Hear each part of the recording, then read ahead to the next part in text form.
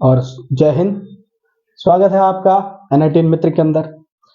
चलो बच्चों, आज हमारा जो नया टॉपिक है इसी चैप्टर के अंदर विद्युत चुम्बकीय प्रेरण के अंदर जो अगला टॉपिक है उसका नाम है स्वप्रेरण या स्वप्रेरकत्व। इसके नाम से समझ में आ रहा है कि भैया कुछ स्वप्रेरक प्रेरक मतलब खुद से ही प्रेरणा वाला काम चल रहा है। हाँ बेटा, खुद से ही प्रेरणा लेनी है समझ में आ जाएगा। देखो बेटा, स्वप्रेरक का सिंपल मैं भाषा में बताऊं आपको तो हम कह सकते हैं कि यदि किसी परपथ में खुद के कारण ही धारा या विभव पैदा हो जाए तो उसे स्व प्रेरकत्व कहते हैं।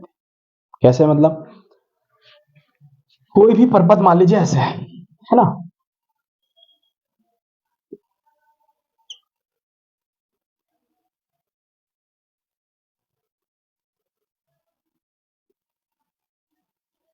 कुंडली है। क्या है? कुंडली। चलिए इसको समझेंगे बेटा बहुत अच्छे से।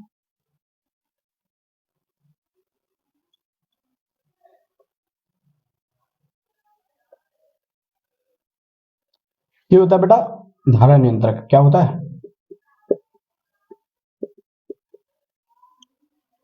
ठीक है, ये बैटरी। ठीक है, चलिए अब इस चीज को समझते हैं। स्वप्रेरकत्व होता है यदि किसी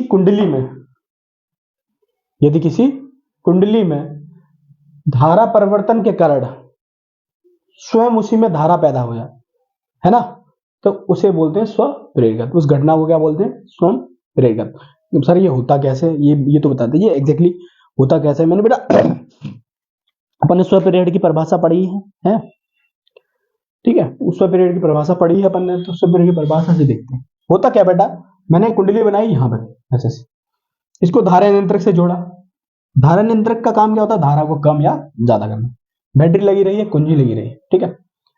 जैसे ही मैं इसमें धारा बढ़ाऊंगा, पहले केस में क्या कर दिया मैंने? धारा बढ़ा दी, धारा बढ़ा दी। जैसे ही जिसमें धारा बढ़ेगी तो कुंडली के अंदर ही एक प्रेरित धारा पैदा हो जाएगी उल्टी दिशा में। यानी इसमें जैसे मैंने धारा ऐसे दी तो कुंडली के अंदर एक उल्टी धारा पैदा हो जाएगी। क्या पैदा हो जाएगी? प्रेरित धारा। प्रेरित का मतलब क्या हो गया? कारण का विरोध करना हमेशा। तो यानी अगर मेरी धारा ऐसे चल रही है बढ़ने की ओर, तो प्रेरित धारा उल्टी दिशा में पैदा होगी, है ना। तो ये प्रेरित धारा होगी। क्या होगी? प्रेरित। इस घटना को बोलते हैं स्वप्रेरक। यानी खुद ही के अंदर प्रेरणा ले लेना, खुद से ही प्रेरणा लेना। कैसे? मैंने हाई स्कूल में टॉप कर दिया, है ना, तो मैं खुद से प्रेरित हो गया। मैंने 12th में टॉप कर दिया, फिर मैं खुद से प्रेरित हो गया। मैं बीटेक में फेल हो गया, मैं बीटेक में फेल तो हुआ, है ना, फर्स्ट सेमेस्टर में सच में फेल हुआ था बेटा। तो फेल हुआ, फिर मैंने प्रेरणा कहां से ली? पास होने के लिए। मैंने कि 10th 12th में मैं टॉप कर सकता हूँ तो एक दो सब्जेक्ट में पास कर सकता हूँ, ऐसे मैं खुद को प्रेरित किया। बेटा कॉलेजेस में बहुत बैक्स लगती हैं, भगवान का प्रसाद समझ के खा लेना है चुपचाप से, है ना, ज्यादा नहीं सोचना।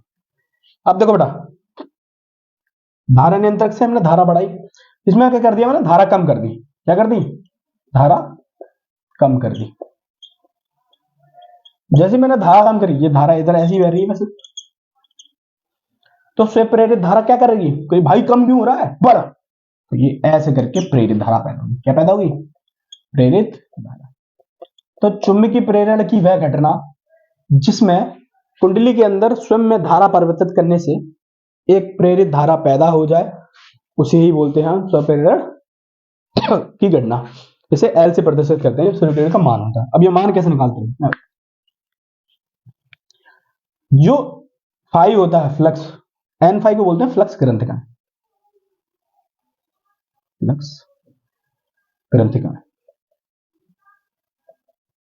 है ना। जो एन फाई होता है वो जो धारा आई होती है उसके समानुपाती होता है। समानुपाती हटेगा बेटा तो एक नियतांक लगता है एल, जिसको स्वप्रेरक गुणांक या स्वप्रेरकत्व बोलते हैं।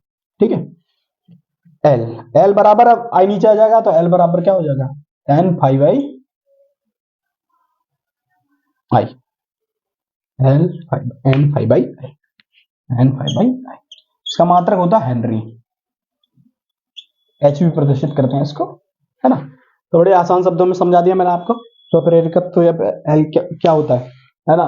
कुंडली के अंदर स्वयं में धारा परिवर्तित करने से एक प्रेरित धारा उत्पन्न होती है। इस घटना को क्या बोलते हैं? स्वप्रेरकत्व या स्वप्रेरण की घटना कहलाता है ना। इसकी वैल्यू निकालने क्या करना है? जो एन फाइव होता है विद्युत फ्लक्स, वो प्रोपोर्शनल होता है आई के। एन फाई बराबर क्या होगा, प्रोपोर्शनल नियतांक लग गया एल बराबर आई, यही नियतांक स्वप्रेरण कहलाता है। एल बराबर क्या होगा एन फाई बाई, यानी ये हमें बातें बहुत समझ में आ गई बहुत आसानी से समझ में आ गई। ठीक है, अब बेटा इससे रिलेटेड एक फॉर्मूला कर लेते हैं, है ना। चलो, यानी एल बराबर क्या हो जाएगा एन फाई बाई आई। हमारे पास एल का फॉर्मूला क्या बना बेटा अपने पास, एल का जो फॉर्मूला बना वो बना एन फाई बाई आई, है ना। अब एन फाई बाई आई तो बन गया। अब मान लीजिए मुझे इससे ई के टर्म्स में निकालना है, तो हमें पता है कि भैया ई बराबर होता है D phi by D T, है ना, E equal to D phi by D T. चलो, है ना, करते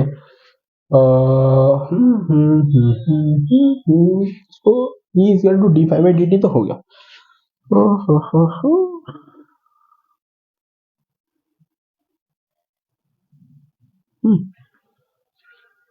हाँ, हमें पता है यहां से एन फाई क्या होता है एल आई, पुट कर देते हैं, तो ई इक्वल टू क्या होगा D upon D T of L I, L बाहर आ जाएगा, ई इक्वल टू क्या हो जाएगा L D I by D T, I अंदर ही छूटेगा, है ना।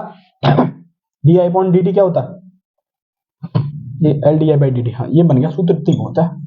मैं सोच रहा था कि थोड़ा बड़ा फॉर्मूला बनेगा, बट बना ये, तो ई इक्वल टू क्या बना L D D I by D T, एक फॉर्मूला बहुत बढ़िया से बन गया। ठीक है, यहां से अगर एल निकालूं तो क्या निकलेगा ई upon D I by D T, ये भी सही है, जैसा मन करे बेटा वैसा आप लगा लेना। यहां से एल का ये दो फॉर्मूला निकलेगी, अगर हमें फाई दे रखा है, फाई नहीं दे रखा तो ई और आई दे रखा है, ऐसा करके अपन निकाल लेंगे, ज्यादा अपन को टेंशन लेने की जरूरत नहीं है। ठीक है, इसके लिए अभी के लिए इतना काफी, बाकी का हम अगली वीडियो।